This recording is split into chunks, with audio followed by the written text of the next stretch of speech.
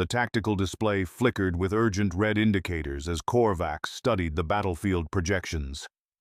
Enemy forces had broken through the eastern perimeter again, their adaptive AI learning to counter each sophisticated defense the Galactic Alliance deployed. Quantum shields held at 60% capacity, orbital bombardment patterns showed diminishing returns, and their energy weapon arrays were overheating from constant engagement. Xelax, recalibrate the plasma grid to compensate for their frequency modulation, Korvax commanded, his scaled fingers dancing across the holographic interface. Vexia, coordinate with the Centauri fleet for synchronized bombardment patterns.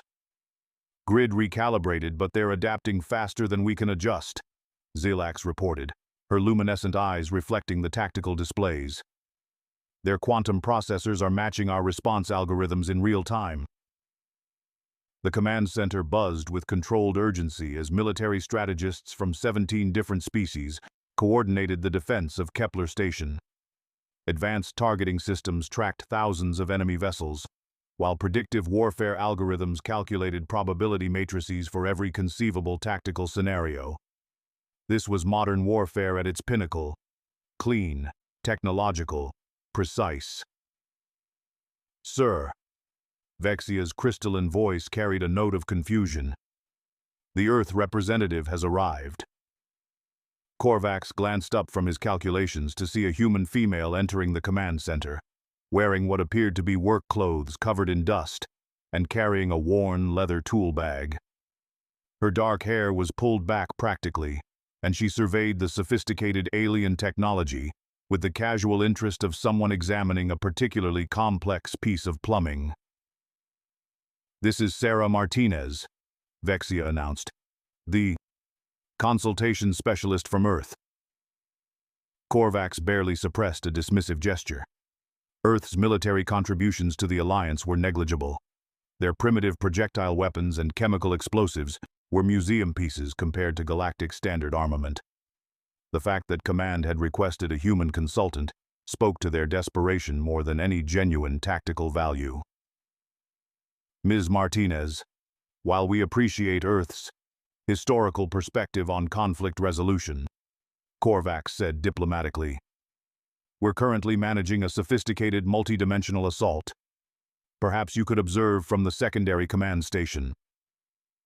Sarah walked over to the terrain displays, ignoring the polite dismissal. She pulled out what appeared to be an actual paper notebook, an artifact Korvax hadn't seen outside of archaeological exhibits, and began sketching something while studying the topographical data.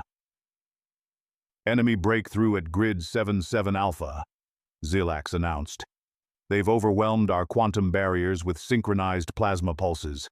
Estimated arrival at Central Command, 14 minutes. Korvax's mandibles clicked in frustration. Every technological advantage they possessed, the enemy matched or countered. Their adaptive systems were learning faster than the Alliance could deploy new strategies. At this rate, Kepler Station would fall within the hour. "What about the valley approaches?" Sarah asked suddenly, not looking up from her sketching. "Valley approaches are covered by aerial surveillance and energy barriers," Korvax replied automatically. "Ground-based advancement is tactically obsolete." Sarah looked up with a slight smile. "Oh, sure. Because plasma cannons totally care about fancy force fields." The sarcasm was unmistakable, even translated through the universal communication matrix. Korvax found himself oddly intrigued, despite the inappropriate timing. "The terrain channels shown here," Sarah continued, pointing to her hand-drawn sketch rather than the holographic displays. "Natural choke points, elevated positions for crossfire, dead zones where their sensors can't penetrate effectively. You're fighting them in space while standing on perfectly good dirt." Xelax ran quick calculations on her tactical computer. "Ground-based defensive positions show 0.003% probability of success against modern assault forces. Primitive fortification tactics were abandoned centuries ago for valid tactical reasons." "Primitive," Sarah repeated, her tone carrying amused disbelief. Let me guess. You tried everything except actually talking to the terrain? She walked over to the main tactical display and began pointing to specific geographical features that the alien command staff had essentially ignored in favor of their technological solutions. See this ridgeline? Perfect for enfilade fire. These crater formations? Natural foxholes with overlapping fields of fire. That narrow passage between the hills? Classic kill zone if you know how to set it up properly.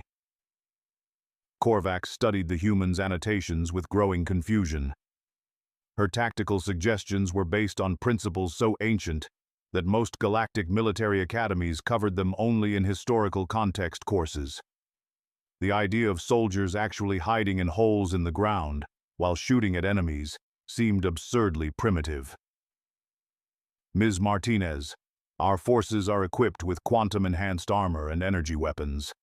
The concept of cover is largely irrelevant when dealing with plasma-based armament. Sarah laughed. Actually laughed, while examining the enemy approach vectors. Right. Because the obvious solution is always wrong, isn't it?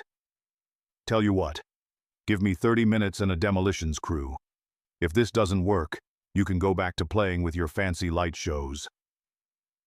The casual dismissal of sophisticated galactic warfare technology was so unexpected that Korvax found himself agreeing before he could fully process the implications. Perhaps there was some merit to examining alternative approaches, even obsolete ones. Very well. Zilax, provide Ms. Martinez with whatever resources she requires. But I want constant monitoring of enemy advancement. We can't afford to waste time on archaeological warfare experiments. Sarah grinned and hefted her tool bag. Archaeological. I like that. Yeah, we call this Tuesday back home. As she headed toward the command center exit, Korvax couldn't shake the feeling that he was about to witness either a spectacular failure or something that would fundamentally challenge everything he understood about modern military tactics. 25 minutes later, Korvax stared at the tactical displays in complete bewilderment. Where sophisticated defensive positions had stood moments before, the landscape now resembled something from a primitive warfare simulation. Sarah Martinez had somehow convinced the engineering corps to excavate crude holes in the ground, arrange debris in seemingly random patterns, and position troops in locations that violated every principle of modern tactical doctrine. She's placed forces in depression zones with limited mobility, Zilax reported, her voice carrying undertones of professional distress. No quantum communication arrays, no energy barriers, no predictive targeting systems. They're essentially hiding behind rocks and dirt. Sarah's voice crackled through the primitive radio system she'd somehow convinced them to use, instead of their quantum communication network. Korvax, you still there? Good. Tell your people to stop trying to help. I know this looks stupid, but trust me on this one. Through the observation windows, Korvax could see human soldiers teaching alien troops how to dig what Sarah called fighting holes, essentially organized dirt piles with weapon emplacements. The sight of advanced galactic warriors crawling around in mud was so surreal that several command staff members had stopped their duties to stare. Incoming enemy force at 10 minutes, Vexia announced. Should we activate defensive barriers? Negative. Sarah's voice interrupted before Korvax could respond. Let them come. And turn off those quantum scanners. They're just going to confuse you. Turn off our scanning systems? Korvax's voice rose in disbelief. That's tactical suicide. Oh, sure.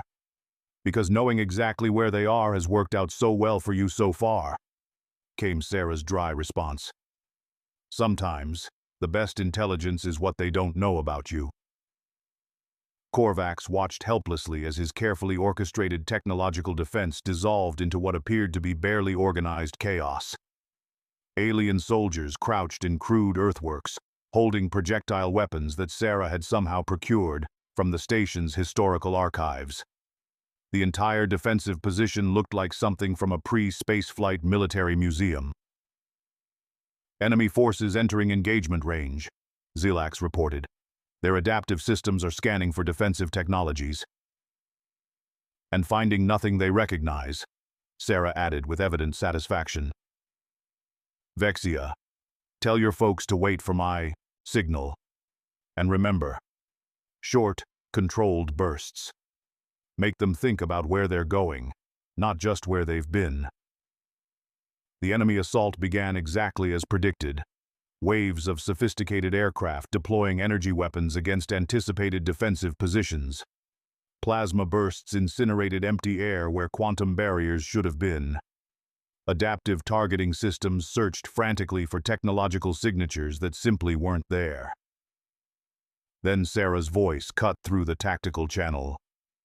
Light 'em up. What followed defied every principle of modern warfare that Korvax had ever studied. Instead of the clean exchange of energy weapons he expected, the battlefield erupted in controlled chaos.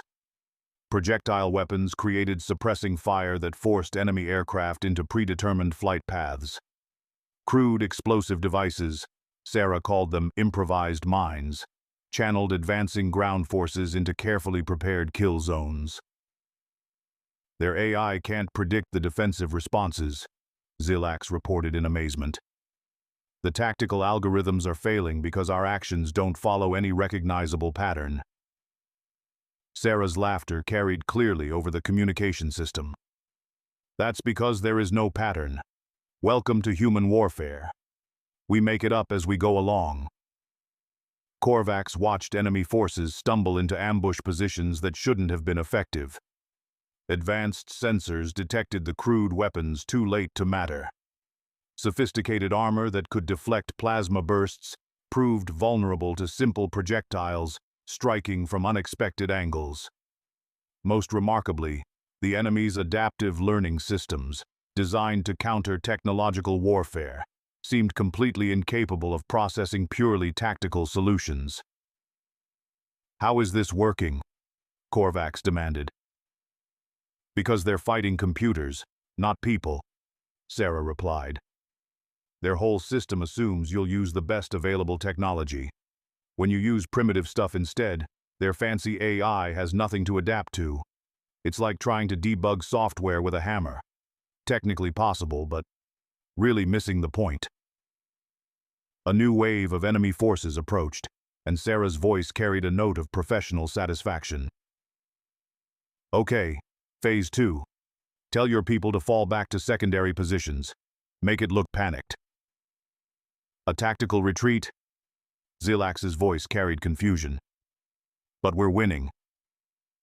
Exactly. Sometimes the best way to win is to convince them they're winning first. Trust me. I've got a bridge to demo tomorrow and I'd like to finish this up. The feigned retreat was executed with an authenticity that made Korvax genuinely concerned that his forces were actually fleeing. Alien warriors abandoned their positions in apparent disorder, leaving behind equipment and falling back through predetermined routes that looked suspiciously like genuine panic. Enemy forces pursued aggressively, their confidence restored by what appeared to be a return to predictable tactical patterns. Advanced assault units pressed forward through the abandoned defensive positions, their sensors finally detecting familiar technological signatures as they overran the outer perimeter. They're taking the bait, Sarah reported, her voice carrying grim satisfaction. All units, prepare for envelopment maneuvers. And remember, we want them concentrated in the valley kill zone. Korvax found himself holding his breath as enemy forces advanced directly into what Sarah had called a natural funnel. Terrain features that channeled advancing forces into increasingly constrained areas. The pursuing units, focused on maintaining contact with the retreating defenders, failed to recognize the tactical implications of their positioning. Now, Sarah's voice cut through the tension. The counterattack emerged from positions that enemy scanners had dismissed as irrelevant. Elevated terrain, natural cover. concealed approaches that registered as empty ground to technological detection systems. What had appeared to be a routed defensive force revealed itself as a carefully orchestrated tactical deception. Crossfire positions activated, Vexia reported with something approaching awe.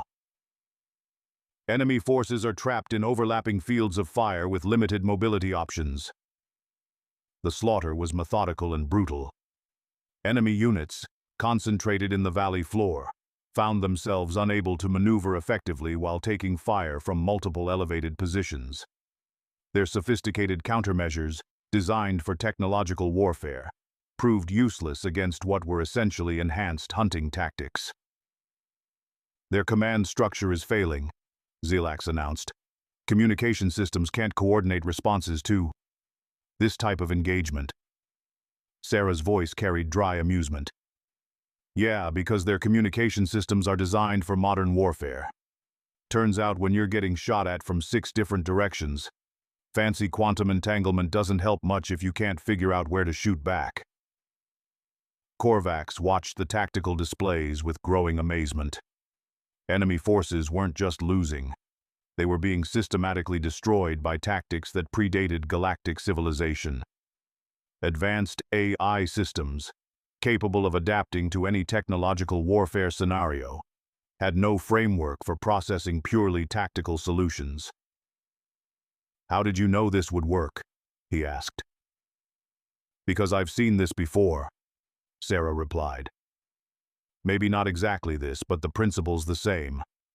Back on Earth, we spent 10,000 years fighting wars with limited resources.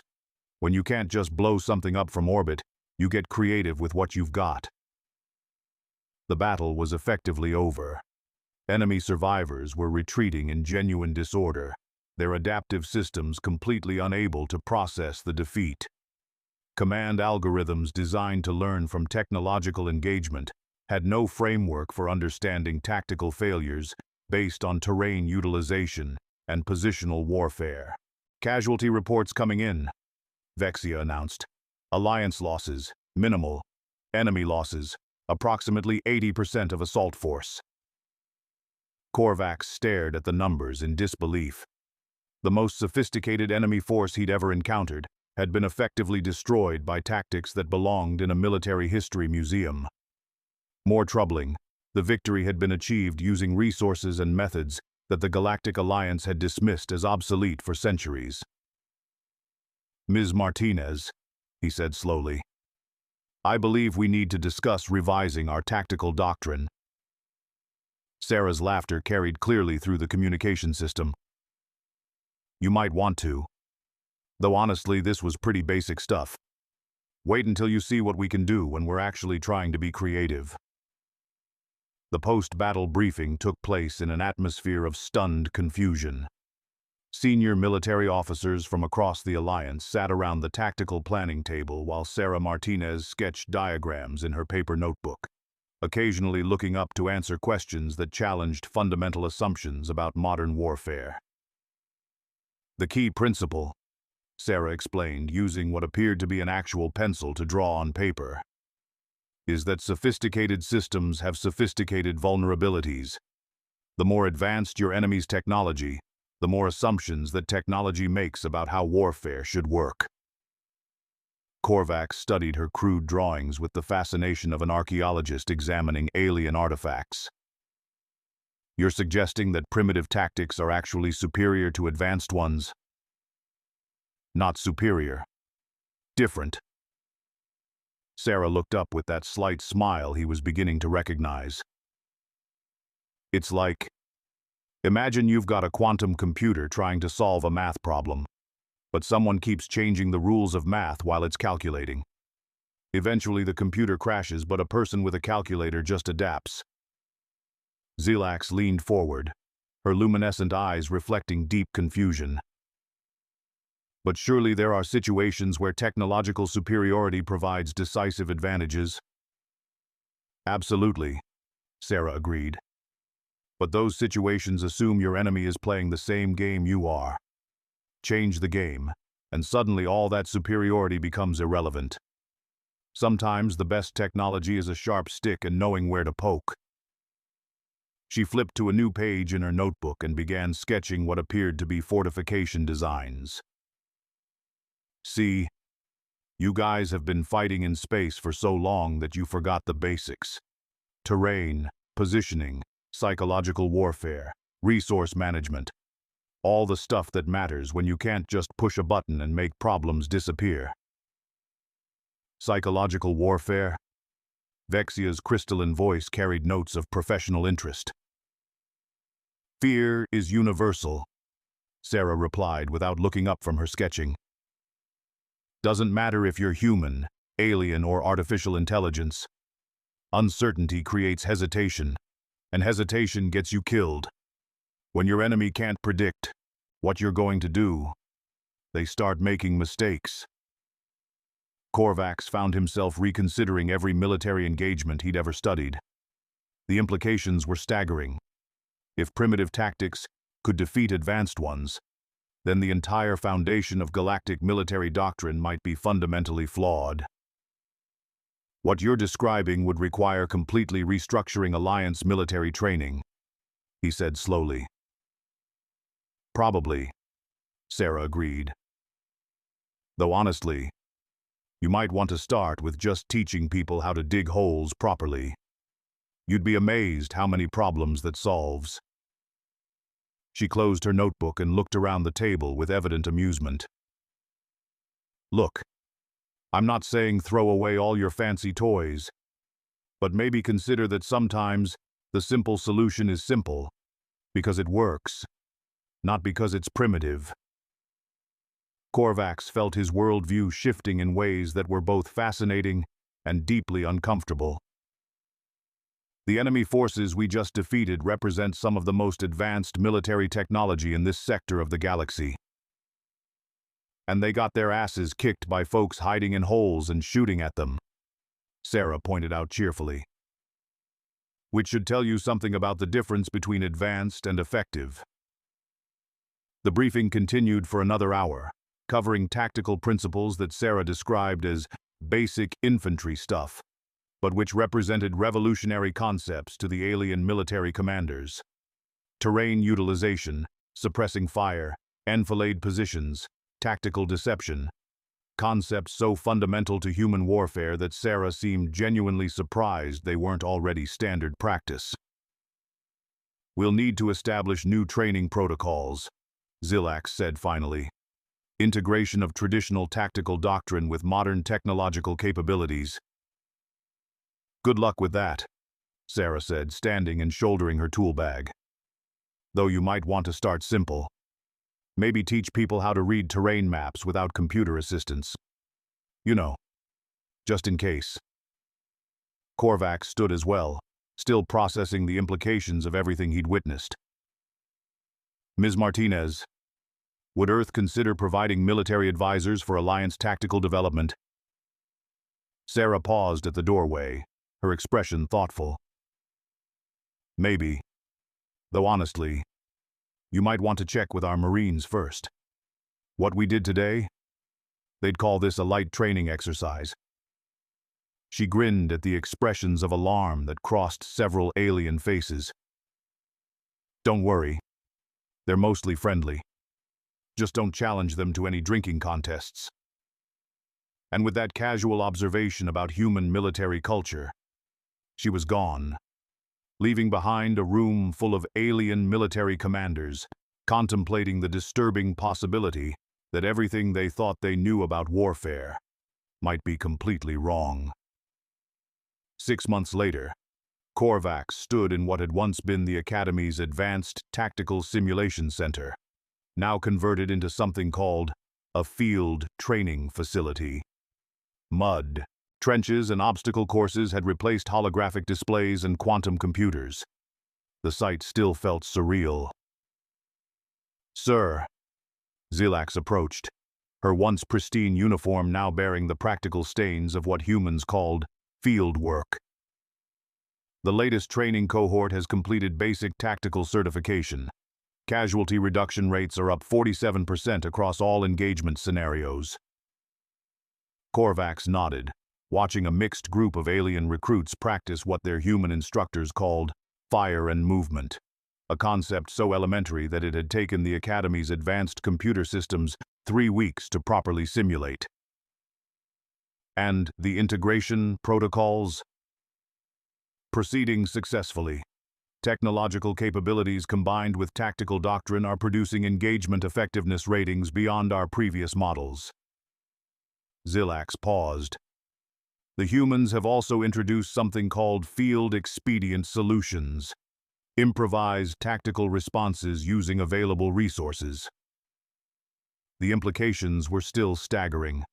Alliance forces had become significantly more effective by deliberately abandoning sophisticated technological solutions in favor of what Sarah Martinez had called Stone Age tactics. Enemy forces across the sector were struggling to adapt to military doctrine that was simultaneously more primitive and more unpredictable than anything they'd encountered. "Sir," Vexia's voice carried through the communication system. "Priority message from Earth Command. They're offering advanced tactical consultation for our Special Forces program." Korvax felt a mixture of anticipation and apprehension. If basic human military doctrine had revolutionized Alliance tactical capabilities, he could only imagine what their advanced techniques might involve. "What does the consultation include?" "Something called asymmetric warfare principles and unconventional engagement doctrine." The human military liaison mentioned that these were developed for situations involving significant resource disparities. Korvax considered this carefully. Human warfare had evolved under conditions of scarcity and technological limitation, exactly the opposite of galactic military development. The tactical solutions they'd developed might provide advantages that no amount of technological advancement could match. "Accept the consultation offer, but establish clear parameters for implementation. We want their expertise, not their philosophy."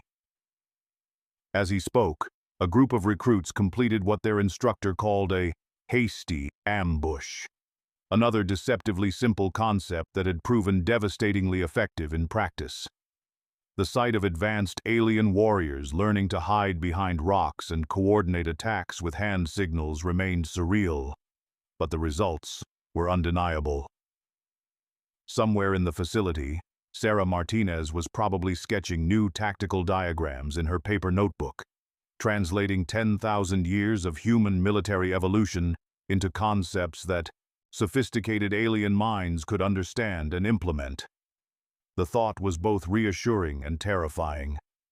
Modern galactic warfare had been revolutionized by remembering that warfare was fundamentally about people, not technology.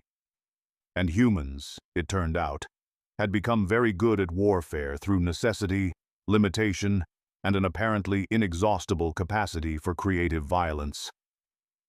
Korvax watched another training exercise begin and found himself wondering what other primitive human knowledge might reshape galactic civilization. The possibilities were endless, and that thought was more intimidating than any enemy force he'd ever faced. After all, if humans could revolutionize military tactics with dirt and sharp sticks, what might they accomplish with actual resources? The question was both fascinating and deeply troubling, which, he was beginning to understand, was probably exactly how humans preferred it.